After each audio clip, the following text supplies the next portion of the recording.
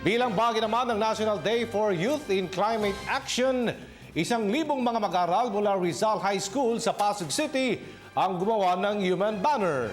Ito upang paitingin pa ang kalaman ng publiko sa pangangalaga sa kalikasan. Nagbabalik si Jervis Manahan sa detalye.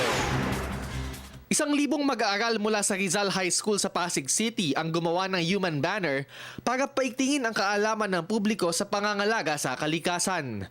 Bahagi pa rin ito ng kampanyang #NowPH ng National Youth Commission. Ngayong araw kasi ginugunita ang National Day for Youth in Climate Action.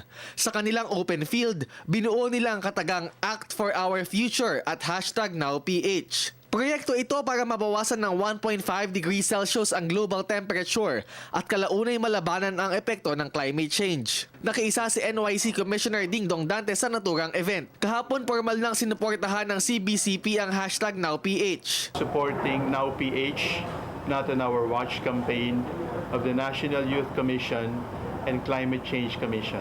Pinasalamatan naman ng komisyon ang mga dumalong obispo. Sa lahat po ng bubuo ng CBCP, sa ngalan po ng National Youth Commission na siyang namumuno ng #NowPH kasama ng Climate Change Commission at ng USAID ay malugod naming tinatanggap ang partnership po na ito at ang inyong suporta sa napakahalagang issue ng climate change.